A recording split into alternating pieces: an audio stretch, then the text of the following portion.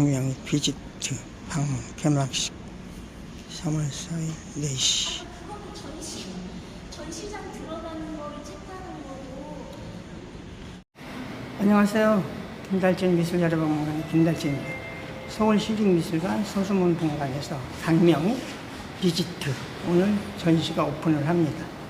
강명희 선생님은 서울대 출신으로 국내와 프랑스에서 활동을 했는데요. 이번 작품은 최근작에서부터 역으로 해서 구작이 이렇게 전시를 보게끔 꾸몄습니다. 그래서 강명희 선생님은 입구에서 강하게 어떤 작품이라는 걸 보여주고 그걸 역으로 해서 일어납니다.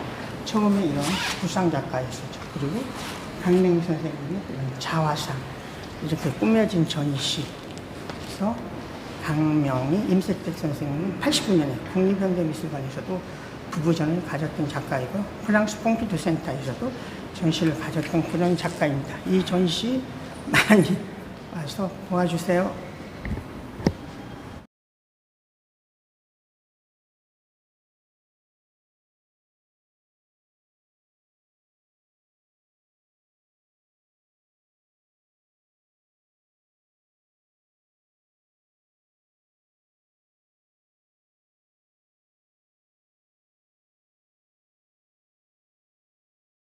방향으로 나 있습니다. 그래서 그 창문에서 보이는 풍경들도 반복적으로 그리셨는데 이런 이웃담이나 접시꽃 같은 작품들은 창문으로 보이는 이웃집 밤의 풍경을 그리는 것이고요. 그리고 이런 안경사의 같은 경우에는 창문으로 보이는 작가님이 안경을 맞추시곤 하는 그 안경사의 집을 또 여러 번 시리즈로 그리기도 했습니다.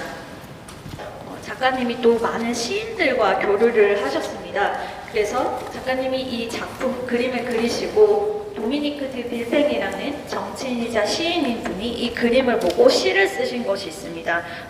작품명과 동일한 제목을 가진 시인데요. 그 시가 국문으로 번역되어서 함께 배치되어서 소개되고 있습니다. 불어 원문도 저쪽에서 보실 수 있습니다. 그리고 이쪽에는 제주도의 바다를 그린 작품들이 소개되고 있는데요. 이런 완성이 아니었고 더 그리셔서 2013년에 완성을 해서 다시 사인을 한 작품입니다. 그리고 그 외에도 이렇게 제주도 바다를 그린 완전히 사용하시는 것이 또 특징입니다. 이런 것은 제주의 금능 바다 그리고 황우치 해변을 또 반복적으로 그리셨습니다. 그래서 두 점의 큰 황우치 회화와 또 작은 이런 것들, 작은 작품들은 또 직접 가져가서 현장에서 그리신 작품 함께 소개되고 있습니다.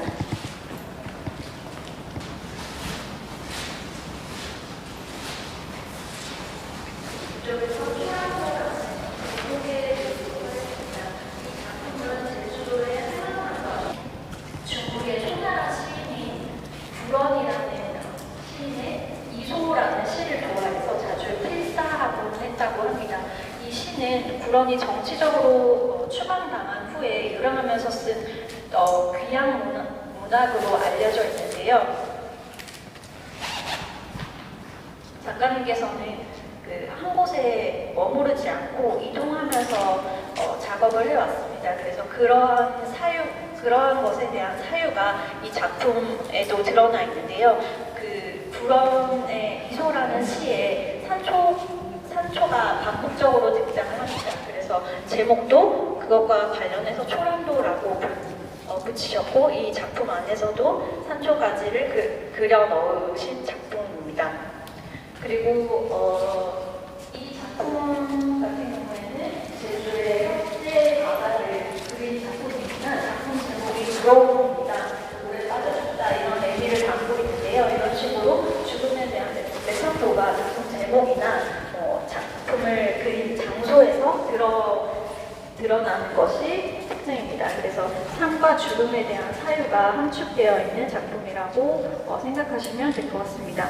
그리고 이 뒤쪽부터는 두 번째 이동하면서 여행하면서 그린 작품들을 소개하고 있습니다. 이쪽은 아까도 말씀드렸던 프랑스의 토렌 전원에서 그린 중정 시리즈 대형 회화이고요. 그리고 또 프랑스의 토렌 지역에서 그리신 벼락 많은 벚나무라든지 별 벚나무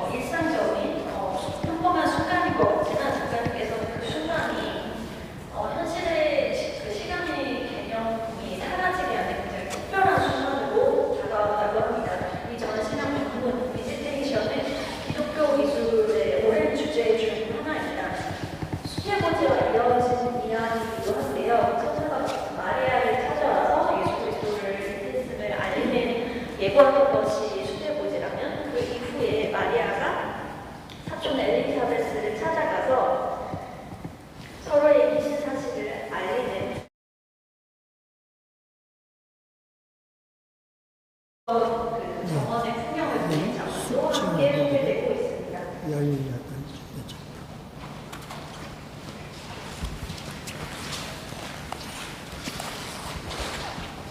그리고 이쪽에는 또 시리아 여작들이 소개되고 있는데요.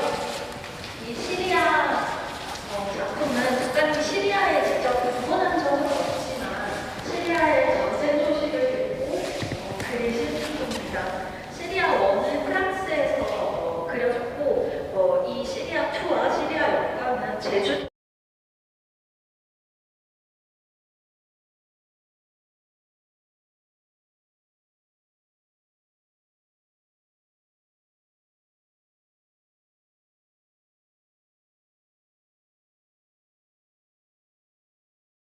보면 굉장히 구체적인 어떤 대상이나 자연의 요소에서 출발하는 구상회화라고 작가님은 주장을 하십니다.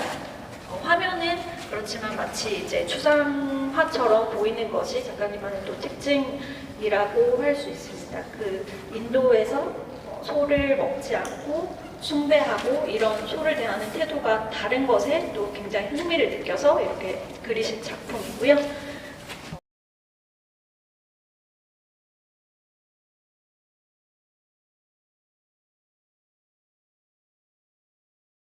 민주화 운동이 이제 일어나는 한 10년 뒤에 이 장소를 찾아가서 그린 작품이고요. 또 이쪽에는 작가님이 60년대, 80년대에 깨들라 루아르라는 지역에 작업실 한 10년 정도 촬영을 하셨습니다.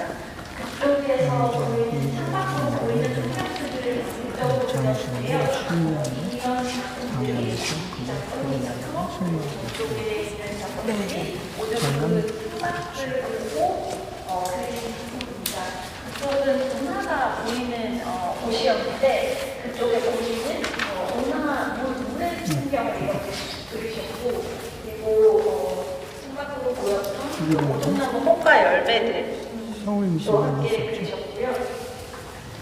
이쪽에는 또 해외 잡지를 여행하면서 현장에서 그리신 작품들이 많이 포함되어 있는데요. 오비 사막에서 이제 떠날 때 현장을 떠날 때 마지막 날 그린 작품이라든지 그 바연장 그 사막에서 그린 작품이라든지 또 남극에서 그리신 작품들도 많이 있는데요. 이번에는 이 작품이 소개되고 있습니다. 그리고 마젤란 해역 그리고 몽골에 올라가지고 병원에 그린 작가님께서 그 병원의 풍경이 끔찍했다고 표현하시는데요. 풍경은 그렇게 소개되고 있고요. 그리고 남미의 그 나무들을 그린 작품이고요. 이쪽에 보이는 게 아까 말씀드린 깨들라 루아르의 그 물의 풍경을 그린 초록물 작품입니다.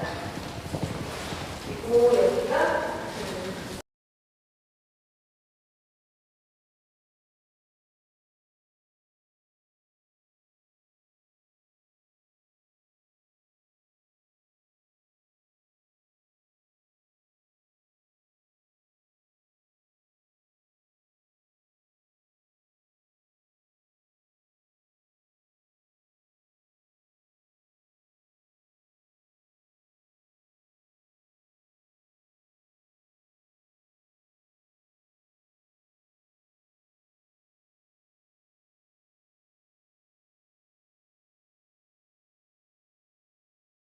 모티프들이 작품에 좀 드러나고 있는데요. 이렇게 파란색으로 그려진 건축 형상들은 작가님께서 당시에 관심을 가졌던 크라나크의 작업에서 모티브를 얻은 것들이라고 합니다. 그리고 이 작품을 그리신 후에 이 비둘기 작품을 그리셨는데요.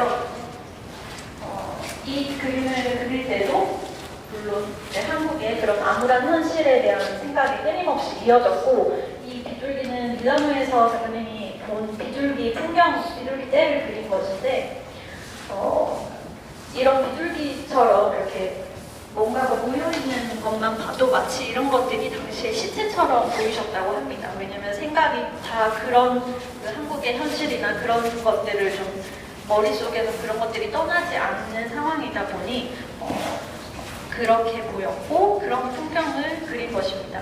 이 앞의 작품에 비해서 굉장히 조금 은유적이고 함축적으로 변화 볼 수 있고요. 작가님 스스로도 이 작품을 그릴 때보다 이 비둘기 작품을 그릴 때 훨씬 만족스러운 마음이 들었다고 합니다. 그리고 이쪽에 이제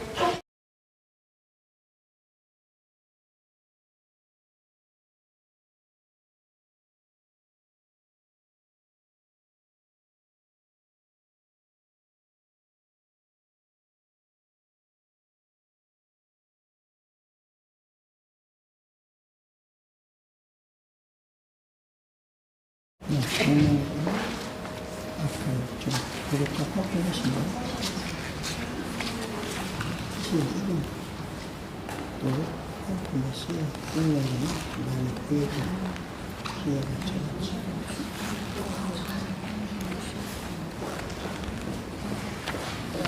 중앙